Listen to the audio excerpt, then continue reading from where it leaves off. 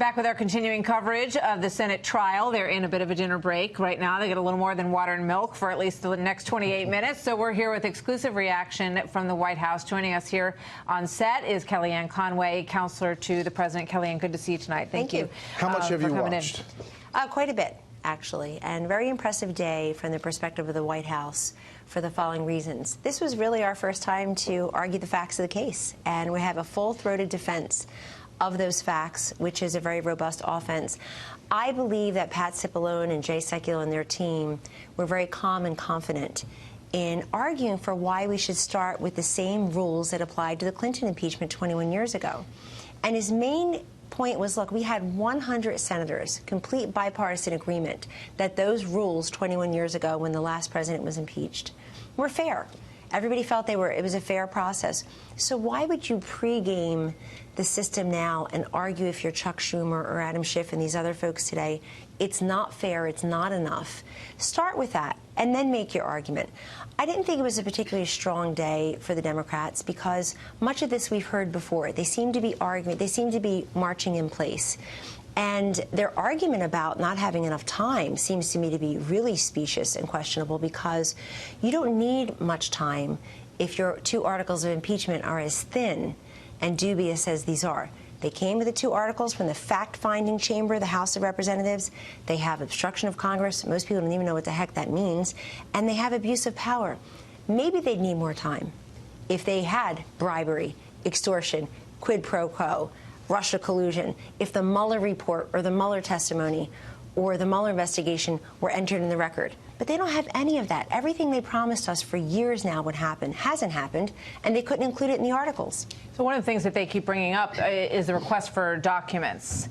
And the argument that Adam Schiff just made is if you had a good motivation for withholding that money from Ukraine for that period of time during that window, why not produce the documents that show that? Why, if you haven't done any, if you know that this wasn't for political purpose, why not prove it by saying, here's Mick Mulvaney, here's the players that were in those discussions when we talked about the concerns we had about corruption in Ukraine? Why not? Thankfully, Martha, that's not the way American jurisprudence works for any of us as a, quote, defendant, including, if not especially, the President of the United States. And so it's bad enough, in my view, that the House, that the Democrats want the Senate to fill in all the gaps that they failed to complete when they had their chance as the fact-finding body here. That's bad enough. But now to ask the executive branch to do that, they failed to go to the other co-equal branch. They failed to take some of their open questions to the judiciary. They should have done that. Professor Jonathan Turley, my law professor back in the day, he made that point. He said, look, you didn't even invoke the judicial branch to ask about these questions of executive privilege. So they rushed through, and now they want not just the Senate, but the executive branch to fill in the blanks. American jurisprudence doesn't work that way. We don't say, I think Martha MacCallum is guilty of something, and if I could just poke around her private spaces in her house or listen to her friends converse about her, I'm going to find something eventually. It doesn't work that way, and that's really where they are today. I think today the Democrats prove they have no shame, but they have not proved that there's a case. I want to repeat a criticism that I made when you were here, when you weren't here, to your face, and see how you respond. And this comes particularly to the question of communication strategy, because clearly, although they've been debating 3 motions, subpoena documents, the Democrats have taken full use of their time, the full hour that they're allowed, to make a lot of their opening argument. And particularly at the end there, I don't know how much you saw, but Adam Schiff, I obviously disagree with it, making a strong rhetorical argument as to what the president did wrong, why it's important, and why he needs to be removed from office, not just the documents. And I guess the thing that surprises me a little on the part of the White House lawyers is that oftentimes they're only taking 20 minutes of their hour, 30 minutes of their hour. I understand the argument, well, there's nothing to see here, we don't need to dignify this, but the Democrats are at least using every minute they have, and their viewers out there every minute, to say, here's our case, and your side isn't. Well, don't confuse, Chris, repetitive with relevant. They can say anything. Repetitive doesn't hurt. Simple multiplication, anything times 0 still equals 0. So if they say it 1,000 times and what they're saying is a sugar high for them or a viral moment or is repetitive of what they told us in the House, which particularly applies to someone like Adam Schiff, who was the Intel chairman in the House. First, he was in the bowels of the basement in the Capitol doing what he was doing, and we couldn't have it. We still don't have access to some of the evidence in the SCIF. That's unbelievable that the president's lawyers still to this moment would not have access. What if there's exculpatory evidence in there? Well, you had Republican members of Congress thankfully, who were they've been telling us, and they've been telling the public, actually. They would come out and tell the public as well. But I do respectfully disagree, only because, again, go to American jurisprudence. This is a trial. So I think, unlike the House proceeding, at least a trial is familiar to most Americans. They've either sat on the jury, watched a TV or movie. They know the way that our trial system works. They know many times the defense will say, now it's time for the defense. Do you have an opening statement? Sure. Would you like to call witness? The defense rests. That's the way the defense says, you've got no case. And the burden of proof always rests on the prosecutor's table. You want to bring this action? You want to remove this democratically elected man from office under the Constitution? You prove the case. So I don't think it's a matter of time so much as substance. And I've said all along, Chris, that for the president, full and fair trial does not mean quick or protracted, short or long. It means full and fair.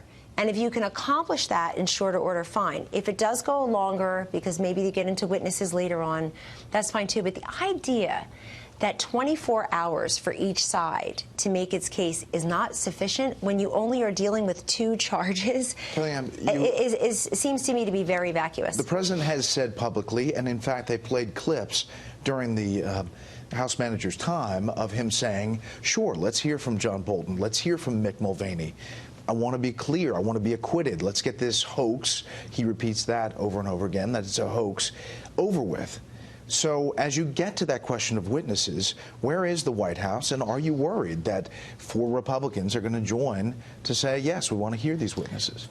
First, let me say we respect the process, and the process under the Constitution means that the senators are the jury. They will make their decisions motion by motion, Bret, issue by issue, as to what they want to do on that issue.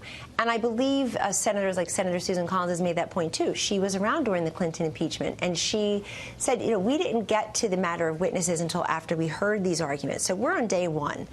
People talking about witnesses with alacrity really are proving my point that they have no case. They want us all to focus on witnesses, which procedurally should not take place anytime soon, because they don't want you to focus on the substance. They don't want you to even hear what obstruction of Congress is or abuse of power. It's like you had law professors literally lecturing us about bribery, extortion, quid pro quos, Russia collusion. There's none of that in these articles of impeachment. So they want you to talk about witnesses. The reason the president says, let's hear from Bolton, let's hear from Mulvaney, is he says there's nothing to hide.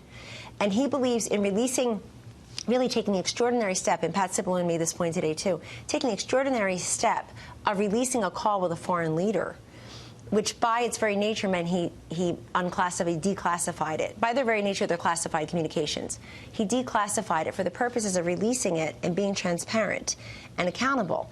And even today, and leading up to this, you hear Democrats mischaracterizing what was said in the call, where you have a transcript of the call. He said, do me a favor. No, he didn't. He said, do us a favor. He said they were talking about Biden his son. You're darn right they were. The New York Times was on May 1st, CNN's John King on May 12th, and then CNN tweeted it out. Adam Entus of The New Yorker had this big cover story, Will Hunter Biden's dubious business dealings and tumultuous personal life interfere with his father's presidential campaign. People were talking about it. They don't do that now, but they were raising questions. And then the president, of course, is talking about corruption with President Zelensky. President Trump agrees with the Ukrainian people, who overwhelmingly elected a president who was running very clearly and very boldly on a platform of anti-corruption. With regard to John Bolton, the president, as Bret said, has said that he would want to hear from him. He's said now, which is past the timeline of the House investigation, so this is new information, that he says he would be willing to speak. If subpoenaed. Would it, and you know, we just saw the subpoena for Mick Mulvaney, so I'm assuming that we're also going to hear one for John Bolton. Would the White House do anything to restrict his testimony if he is called? Well, Martha, executive privilege is sacrosanct in our nation, and we should not take it lightly just because certain people don't want President Trump to be the president. They haven't wanted it the last 3 years. They don't want it for the next 5 years. And that is also, that butts up against even the president saying, hey, let's hear from these people. I don't mind. His lawyers have told him precedent and how this affects the presidency and the institution and executive privilege moving forward is very important. It really is the threshold question for someone like me.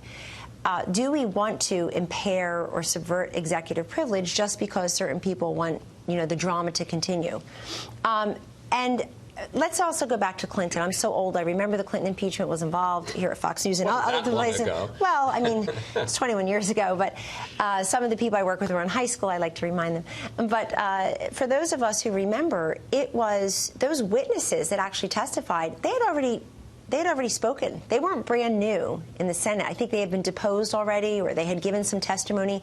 And I think everybody who wants to see John Bolton, marching in, or Mick Mulvaney marching in, they're going to be sorely disappointed because so much of this will probably be done quietly, behind the scenes. You want to get information that way from them. So again, Martha, I think we're a long way away from that, and we should take this bit by bit.